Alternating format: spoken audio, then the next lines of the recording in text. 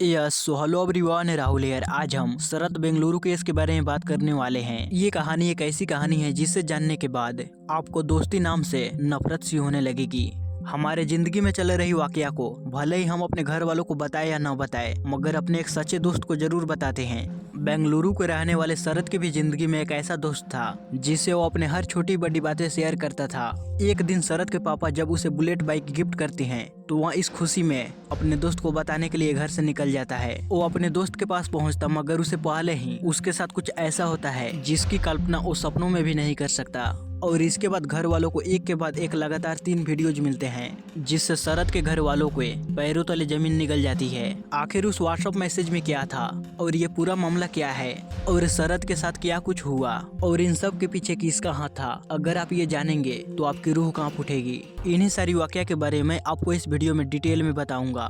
शरद का जन्म एक मलयाली परिवार में हुआ था, लेकिन पिता की नौकरी बेंगलुरु में थी, इसलिए सभी घर वाले सब बेंगलुरु शिफ्ट हो गए।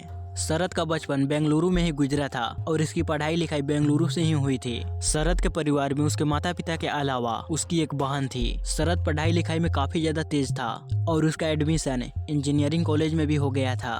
शरद को पढ़ाई लिखाई के साथ बाइक का भी काफी ज्यादा शौक था, इसलिए जब शरद की उम्र 19 साल हो जाती है तब उसके पिता उसे एक दमदार बुलेट बाइक गिफ्ट करते हैं। शरद को बाइक गिफ्ट मिले 1 हफ्ते से भी ज्यादा हो गया था, मगर वह इस बारे में अपने दोस्तों को नहीं बताया था और न ही अपनी बाइक को दिखाया था। एक दिन जब शरद को छुट्टी मिलती है तो वो अपने दोस्तों के साथ प्लानिंग करता है और फाइनली 12 सितंबर 2017 को वो अपनी बाइक को दिखाने के लिए शाम के करीबन 6:10 पे अपने घर से निकल जाता है। घर से निकलते समय उसकी माँ ने उसे कहा था कि बेटा तुम जल्दी घर आ जाना, लेकिन अब 7:30 बज चुके थे। शरद का कोई आता पता नहीं था, इसलिए शरद की माँ शरद के पास कॉल करती है, मगर शरद फोन नहीं उठाता। और ऐसा कभी नहीं होता कि शरद की माँ ने कॉल किया और शरद ने फोन पिक नहीं की। अक्सर शरद एक बार में ही कॉल को उठा लेता, अगर वो कॉल नहीं उठाता तो वो दोबारा जरूर कॉल करता। शरद की माँ सोचती है कि शायद वो बाइक चला रहा होगा और घर पहुंचने ही वाला होगा, इसलिए वो कॉल को नहीं उठा पाया। ये सोचकर वो थोड़ी देर इंतजार करती है, मगर ना ही जब शरद घर पहुंचता है और ना ही फोन दोबारा से करता है, तो एक बार फिर से शरद की माँ शरद के पास कॉल करती है, मगर इस बार भी कोई जवाब नहीं मिलता। वो लगातार शरद के पास कॉल करती है, मगर उधर से कोई जवाब नहीं मिलता।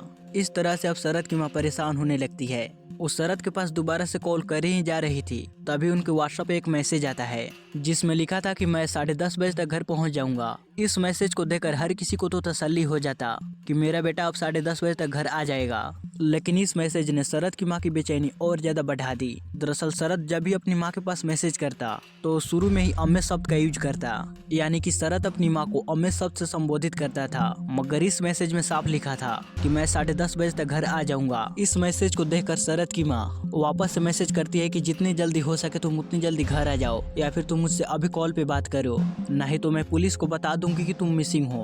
अब इस मैसेज के बाद भी शरद ना ही कोई कॉल करता है और ना ही इस मैसेज का कोई जवाब देता है। इसके बाद भी शरद के पास काफी बार कॉल किया जाता है, मगर इसका जवाब वो नहीं देता। अब शरद की माँ सोच ही रही थी कि अब आगे क्या करना है, तभी उनके फोन पे एक वीडियो आता है। जब वो अपने फोन को चेक करती है तो उन्हें मालूम पड़ता है कि शरद ने इस बार एक वीडियोज भेजा है।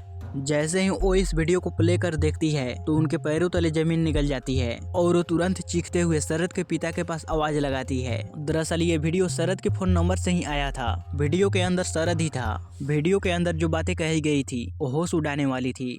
वीडियो के अंदर शरद कह रहा था कि मुझे इन लोगों ने किडनैप कर लिया है, अगर आप लोग मुझे बचाना चाहते हो तो इन लोगों को 50 लाख रुपए दे दो, नहीं तो ये मुझे जान से मार देंगे। साथ ही इन लोगों को दीदी के भी बारे में मालूम है और ये लोग उन्हें फॉलो कर रहे हैं, उसे भी मारने की धमकी दे रहे हैं। अब इस वीडियो को देखने के बाद शरद की माँ काफी ज्यादा तो डरी ही थी। वहाँ जल्दी से इस बारे में शरद के पिता को बताती है। इसके बाद ये लोग शरद की फोन पे कॉल करने की कोशिश करते हैं, मगर कोई जवाब नहीं मिलता।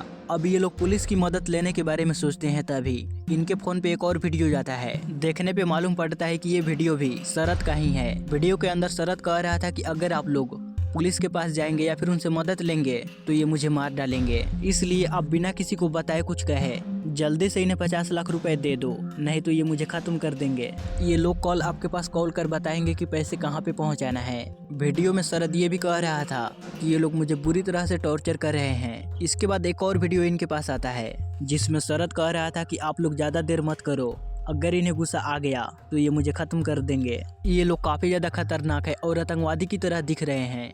शरद की तरफ से अब तक 3 वीडियो जा चुके थे, जिसमें 2 वीडियो में शरद कन्नड़ा में बात कर रहा था, वहीं एक वीडियो में शरद मलयाली में बात कर रहा था। अब स्थिति की गंभीरता को समझते हुए शरद के पिता पुलिस से मदद लेने की फैसला करते हैं। वो जल्द ही गन भारतीय पुलिस स्टेशन जाकर शरद की गायब होने की मिसिंग रिपोर्ट लिखवाते हैं। अब मामले की गंभीरता को देखते हुए पुलिस तुरंत जांच पड़ताल शुरू कर देती है। पुलिस सबसे पहले पूछताछ की शुरुआत शरद के दोस्तों और रिश्तेदारों से ही करती है। शरद उस दिन किससे मिलने जा रहा था, इस बारे में भी वो अपनी मां को खुलकर नहीं बताया था, मगर शरद के कौन करीबी दोस्त हैं, इस बारे में शरद की मां और उसके घर वाले सब जानते थे। इसलिए अब सभी दोस्तों की एक लिस्ट बनवाई जाती है और एक के बाद एक कर सभी से पूछताछ की जाती है। कुछ दोस्तों को 2 बार की पूछताछ में उन्हें छोड़ दिया जाता है, मगर एक दोस्त ऐसा था जिससे पुलिस 4 बार पूछताछ करती है, फिर भी पुलिस को कोई भी सबूत नहीं मिलता और सभी दोस्तों को शक के दायरे से बाहर कर देते हैं।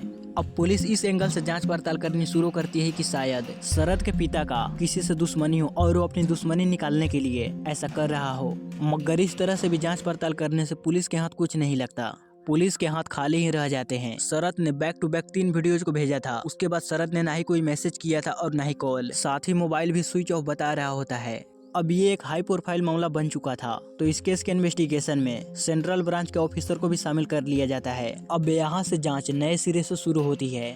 पुलिस अब अपना हाथ पांव चारों तरफ से मारती है, मगर काफी कोशिशों के बावजूद भी पुलिस के हाथ कुछ नहीं लगता। अब ये मामला मीडिया में भी लीक हो जाती है और धीरे धीरे कर ये मामला चारों तरफ फैलने शुरू हो जाती है। पुलिस शहर में इस तरह से क्राइम में जुड़े लोगों के भी ऊपर जांच पड़ताल करती है, मगर कहीं से भी शरद की किडनैपिंग के बारे में कुछ भी आता पता नहीं चलता। सीबीआई के अधिकारी उन वीडियो को दोबारा से देखने की बात करते हैं। कुछ एक्सपर्ट को भी बुलाया जाता है ताकि वीडियो को देखने के बाद शरद की बॉडी लैंग्वेज को समझ सके। गौर से वीडियो को देखने के बाद शरद ने जो दूसरी वीडियो भेजा था, उसके लास्ट में एक धीमी सी आवाज आती है, जिसमें ये कहते हुए सुना जाता है कि ये ठीक है। मतलब कि शरद किसी से पूछ रहा है कि मैंने जो वीडियो में बोला है वो ठीक है या नहीं। अब पूरी वीडियो को देखने के बाद एक्सपर्ट बताते हैं कि वीडियो के लास्ट में शरद कैमरे की तरफ देखता है। इसका मतलब ये है कि कैमरे के पीछे जो खाड़ा शख्स है उसे शरद जानता है, तभी वो कह रहा होता है कि ये ठीक है। इसके अलावा वीडियो के अंदर जो शरद की बॉडी लैंग्वेज है उसे देखकर ये मालूम पड़ रहा है कि शरद घबराया हुआ और नहीं डरा हुआ है। दिखने में ऐसा लग रहा है कि शरद अपने जान पहचान के लोगों के साथ ही हैं। अब इसके बाद एक अधिकारी शरद के माता पिता से पूछते हैं, क्या कोई ऐसा एक शख्स है जो शरद की किडनैपिंग के बाद से आपके ऊपर कुछ ज्यादा ही हमदर्दी दिखा रहा है, या फिर उसका आना जाना आपके घर कुछ ज्यादा ही बढ़ गया है। इस पर शरद के माता पिता कहते हैं कि सभी का व्यवहार बिल्कुल सेम ही है, मगर शरद के पिता बताते हैं कि शरद का एक करीबी दोस्त कुछ ज्यादा ही हमदर्दी दिखा रहा है और वो इकलौता शख्स है जो घटना के बाद से हर दिन मेरे घर आ रहा है। इतना ही नहीं, उसने मुझे कई बार कहा है कि अंकल जो पैसे मांग रहे हैं उन्हें दे दो, नहीं तो शायद वो लोग शरद को मार डालेंगे। अब इस खुलासे के बाद पुलिस तुरंत उस दोस्त को उठाकर पुलिस स्टेशन लाती है। इस दोस्त का नाम विशाल था। विशाल की उम्र 21 साल थी और ये शरद का पड़ोसी भी था। विशाल शरद की बहन का क्लास साथी भी था। विशाल का शरद के घर आना जाना लगा रहता था। शरद और विशाल की जिगरी दोस्ती होने की वजह से विशाल फैमिली मेंबर से कम भी नहीं था। विशाल आरटीओ ऑफिस में काम करता था। अब विशाल का नाम आने से विशाल के साथ कई राउंड में पूछताछ की जाती है। विशाल पुलिस के हर सवालों का जवाब सटीक दे रहा होता है। इस तरह से विशाल एक बार फिर से पुलिस की शक से बाहर आ जाता है। पूछताछ के दौरान विशाल कुछ दोस्तों के नाम बताता है। कहता है कि शरद ने मुझे बताया था कि इन लोगों से झगड़ा हुआ है। साथ ही विशाल कहता है कि हो ना हो, शरद के गायब होने के पीछे इन लोगों का भी हाथ हो सकता है। इसके अलावा विशाल शरद के घरेलू ड्राइवर आनंद का भी नाम लेता है और उस पर भी शक जताता है। पूछताछ के दौरान विशाल ने जितने भी लोगों के नाम लिए थे, पुलिस उन सबको उठाती है और उनसे अच्छे तरीके से पूछताछ करती है। अब कई घंटों के पूछताछ के बाद भी पुलिस के हाथ कुछ नहीं लगता। पूछताछ में जितने भी लोगों को बुलाया गया था, बारी बारी कर सभी लोग शक के दायरे से बाहर होते जा रहे थे, मगर अभी भी एक सवाल बचा हुआ था कि आखिर शरद अब किस हालत में होगा और शरद को किडनैप करने के पीछे किन लोगों का हाथ है। अब इस जांच में टेक्निकल टीम को शामिल किया जाता है। शरद की लोकेशन और उसकी कॉल डिटेल्स को निकाला जाता है। वैसे ये काम तो पहले ही हो जाना चाहिए था, मगर जिस पुलिस स्टेशन के अंदर शरद की मिसिंग रिपोर्ट को लिखाया गया था, वहाँ का इंस्पेक्टर का ट्रांसफर कुछ दिनों पहले ही हो गया था और अब तक इस थाने में नए इंस्पेक्टर नहीं आए थे। इस वजह से इस केस की रफ्तार बहुत ही धीमी थी। अब जांच में ये मालूम पड़ता है कि शरत ने जो पहली वीडियो भेजी थी उस वक्त शरत की लोकेशन उसके घर से 20-25 किलोमीटर की दूरी पे दूसरे शहर में थी। अब इस खुलासे के बाद न जाने क्यों पुलिस की शक की सुई विशाल की तरफ जाती है और विशाल की मोबाइल की कॉल हिस्ट्री और लोकेशन हिस्ट्री को निकाली जाती है। लोकेशन हिस्ट्री से जो खुलासा होता है उससे सभी के होश उड़ जाते हैं। मालूम पड़ता है कि जिस जगह से विशाल ने अपनी माँ के फोन पे व्हाट्सएप वीडियो बनाकर भेजा था उस समय शरत की लोकेशन जिस जगह पे थी वहीं का लोकेशन विशाल का भी था। हालांकि ये खुलासा होने के बाद भी पुलिस विशाल को नहीं उठाती है, उसकी फोन नंबर को सर्विलेंस पे डाल देती है। जब विशाल की फोन की लोकेशन को निकाली जाती है तो मालूम पड़ता है कि विशाल अपने कुछ दोस्तों के साथ कुछ दिनों से शहर से बाहर किसी सुनसान जगह पे जाते रहता है। जांच के दौरान मालूम पड़ता है कि विशाल अपने दोस्तों से नॉर्मल कॉल कर बात करने की जगह वो अपने दोस्तों से व्हाट्सएप पे कॉल कर बात करता है। अब पुलिस का शक विशाल पे काफी ज्यादा हो जाता है तो विशाल को फिर से उठाकर पूछताछ के लिए बुलाया जाता है। इस बार विशाल से सख्ती के साथ पूछताछ किया जाता है। पूछताछ के बाद जो खुलासा होता है उस पे शरत के माता पिता को एक पल तो यकीन ही नहीं होता। शरत और विशाल की बचपन की दोस्ती थी। विशाल और शरत की बहन एक ही क्लास में पढ़ा करते थे। इतना ही नहीं, विशाल शरत की बहन से प्यार भी करता था। शरत के कंपेयर में विशाल की आर्थिक स्थिति अच्छी नहीं थी। विशाल के पिता एक आरटीओ ऑफिस में काम करते थे और विशाल भी अपनी पढ़ाई खत्म करने के बाद एक मामूली जॉब कर रहा था, जबकि शरत के पिता इनकम टैक्स डिपार्टमेंट के बड़े अधिकारी थे। विशाल की आमदनी कम थी और इसका पैसों का खर्चा काफी ज्यादा था। इस वजह से वो अपने कई दोस्तों से कर्ज लिया था। इसके अलावा विशाल का जीजा बैंक से 4 लाख रुपयों का कर्ज भी लिया था। अब विशाल को पैसों की बहुत ही ज्यादा जरूरत थी क्योंकि उसने जिन भी लोगों से पैसे लिए थे वो सब अपने पैसे वापस मांग रहे थे।